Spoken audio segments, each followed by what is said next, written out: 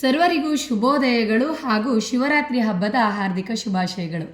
ಇಂದು ನಾನು ಕನಕಾಂಬರಿ ಹೂವನ್ನು ಕಟ್ಟುವುದು ಹೇಗೆ, ಆ ಹೂವನ್ನು ಕಟ್ಟಿ ತಮ್ಮೆಲ್ಲರಿಗೂ ಕೂಡ ತೋರಿಸ್ತಾ ಇದ್ದೀನಿ.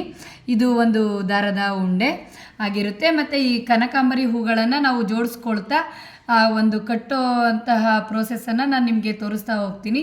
ನಾನೀಗ ದಾರವನ್ನು ಎಡಗೈಯಲ್ಲಿ ಇಟ್ಕೊಂಡಿದ್ದೀನಿ, ತೋರ್ಬೆರಳು ಮತ್ತು ಮಧ್ಯದ ಬೆರಳು ಸಹಾಯದಿಂದ ಅದಕ್ಕೆ ಹೂಗಳನ್ನು ಜೋಡಿಸ್ತಾ ಕಟ್ತಾ ಹೋಗ್ತೀನಿ. ಈಗ ಸ್ವಲ್ಪ ಹೂವನ್ನು ನಾನು ಈಗಾಗಲೇ ಕಟ್ಟಿದ್ದೀನಿ, ಆದರೆ ಮುಂದಕ್ಕೆ ಅದನ್ನು ಹೇಗೆ ಕಟ್ಟುವಂಥದ್ದು ಅನ್ನೋದನ್ನು ನಾನು ಹೇಳ್ಕೊಡ್ತಾ ಹೋಗ್ತೀನಿ. ಒಂದು ಹೂವನ್ನು ತಗೊಂಡು ನಾನು ಒಂದು ಎಡಗೈನ ಹೆಬ್ಬೆರಳು ಮತ್ತು ತೋರ್ಬೆರಳ ಮಧ್ಯದಲ್ಲಿ ಇಡ್ತಾ ಇದ್ದೀನಿ. ಮತ್ತು ಇನ್ನೊಂದು ಹೂವನ್ನು ತಗೊಂಡು ಒಂದು ಹೂವು ಮೇಲೆ ಒಂದು ಹೂವು ಕೆಳಗೆ ಬರೋ ಹಾಗೆ ತೊಟ್ಟು ಮಧ್ಯದಲ್ಲಿ ಬರೋ ಹಾಗೆ ಇಟ್ಕೊಂಡು ಆ ಹೂವಿಗೆ ದಾರವನ್ನು ಕೆಳಗಡೆಯಿಂದ ಸುತ್ತ ಹಾಕಿ ಮೇಲ್ಗಡೆಯಿಂದ ಗಂಟು ಹಾಕ್ತಾ ಇದ್ದೀನಿ.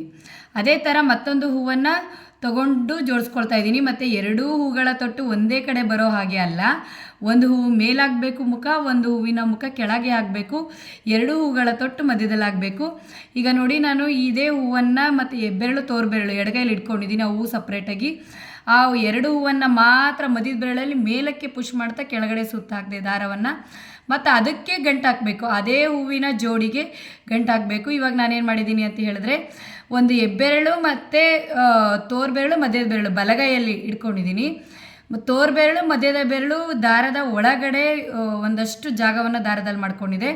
ಹೆಬ್ಬೆರಳಲ್ಲಿ ಇಟ್ಕೊಂಡಿರುವಂಥ ದಾರವನ್ನು ಆ ದಾರದ ಒಳಗಡೆ ಆ ಹೂವಿನ ಜೋಡಿಯನ್ನು ಹಾಕಿ ಮತ್ತು ಅದನ್ನೇ ದಾರದ ಒಳಗಡೆ ಕೂತ್ಕೊಳ್ಳೋ ಹಾಗೆ ಆ ಹೂವಿನ ದಾರವನ್ನು ಎಳ್ಕೊಳ್ತಾ ಇದ್ದೀನಿ.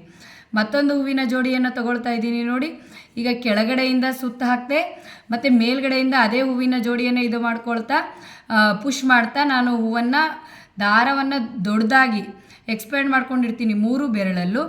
ಆಮೇಲೆ ಆ ಒಂದು ದಾರದ ಒಳಗಡೆ ಹೂವನ್ನು ಸೇರಿಸಿ ಆ ಹೂವಿನ ಗಂಟನ್ನು ಎಳಿತಾ ಹೋಗ್ತೀನಿ. ಈಗ ಇನ್ನೊಂದು ಜೋಡಿಯನ್ನು ಹಾಕ್ತಾಯಿದ್ದೀನಿ ನೋಡಿ. ಕೆಳಗಡೆ ಸುತ್ತ ಹಾಕಿದೆ, ಮೇಲ್ಗಡೆ 3 ಬೆರಳ ಸಹಾಯದಿಂದ ದಾರವನ್ನು ಎಕ್ಸ್ಪ್ಯಾಂಡ್ ಮಾಡ್ಕೊಂಡಿದ್ದೀನಿ ಅಗಲವಾಗಿ. ಅದ್ರ ಒಳಗಡೆ ದಾರದ ಒಳಗಡೆ ಹೂವನ್ನು ಸೇರಿಸಿ ಈಗ ಹೂವು ಒಳಗಡೆ ಹೋಗಿ ಕೂತಿದೆ ದಾರದ ಒಳಗಡೆ. ಈಗ ಒಂದು ದಾರವನ್ನು ಹೇಳ್ಕೊಳ್ತಾ ಇದ್ದೀನಿ. ಇದನ್ನು ದೃಷ್ಟಿ ಇರೋರು ಮಾಡ್ಬೋದು, ದೃಷ್ಟಿ ಸವಾಲಿಗರು ಕೂಡ ಮಾಡ್ಬೋದು. ನಾನು ದೃಷ್ಟಿ ಸವಾಲಿಗಳಾಗಿ ಇದೇ ಥರ ಹೂವನ್ನು ಕಟ್ತಾ ಇದ್ದೀನಿ. ತಾವು ಕೂಡ ತಮ್ಮ ಒಂದಷ್ಟು ಹೂಗಳನ್ನು ತೊಗೊಂಬಂದು ದಾರವನ್ನು ಹಿಡ್ಕೊಂಡು ಆ ಹೂಗಳನ್ನು ಸುತ್ತ ಹಾಕ್ತಾ ಎಡಗೈ ಮತ್ತು ಬಲಗೈ ಎರಡೂ ಕೈಗಳಿಂದ ನಾವು ಹೂಗಳನ್ನ ಎಳಿತಾ ಕಟ್ತಾ ಪೋಣಿಸ್ತಾ ಹೋಗ್ಬೋದು. ಈಗ ನೋಡಿ, ಹೂಗಳನ್ನ ಜೋಡಿಸ್ಕೊಂಡಿದ್ವಿ. ಜೋಡಿಸೋವಂಥ ವಿಧಾನ ತಮ್ಮೆಲ್ರಿಗೂ ಗೊತ್ತಾಗಿದೆ. ಅದೇ ಹೂವನ್ನು ಎಡಗೈ ಒಂದು ಮಧ್ಯದ ಬೆರಳಿಂದ ಪುಷ್ ಮಾಡಿ ಮೇಲಕ್ಕೆ ತಳ್ಳಿ ದಾರವನ್ನು ಸುತ್ತಬೇಕು. ಬಲಗೈಯಲ್ಲಿ ಎಕ್ಸ್ಪ್ಯಾಂಡ್ ಮಾಡ್ಕೊಂಡಿರುವಂಥ ದಾರವನ್ನು ಒಂದು ತೋರ್ಬೆರಳು ಸಹಾಯದಲ್ಲಿರುವಂಥ ಮೇಲ್ಗಡೆ ಹೂವನ್ನು ಜೋಡಿ ಹೂವನ್ನೇ ಮೊದಲನೇ ಹೂವನ್ನೇ ಪುಷ್ ಮಾಡಿಕೊಂಡು ಆ ಹೂವಿನ ಮಧ್ಯದಲ್ಲಿ ದಾರವನ್ನು ಸೇರಿಸಿ ಎಳಿತಾ ಹೋಗುವಂಥದ್ದು ಹೀಗೆ ನಡೆಯುತ್ತೆ ಪ್ರತಿ ಹೂವನ್ನು ಕಟ್ಟುವಾಗ.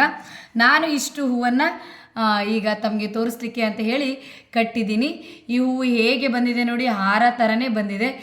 ವೀಕ್ಷಿಸಿದಂತಹ ತಮ್ಮೆಲ್ಲರಿಗೂ ಕೂಡ ಧನ್ಯವಾದಗಳು. ನೀವು ಈ ಪ್ರಯತ್ನವನ್ನು ಮಾಡ್ತಾ ಕಲಿಯಿರಿ.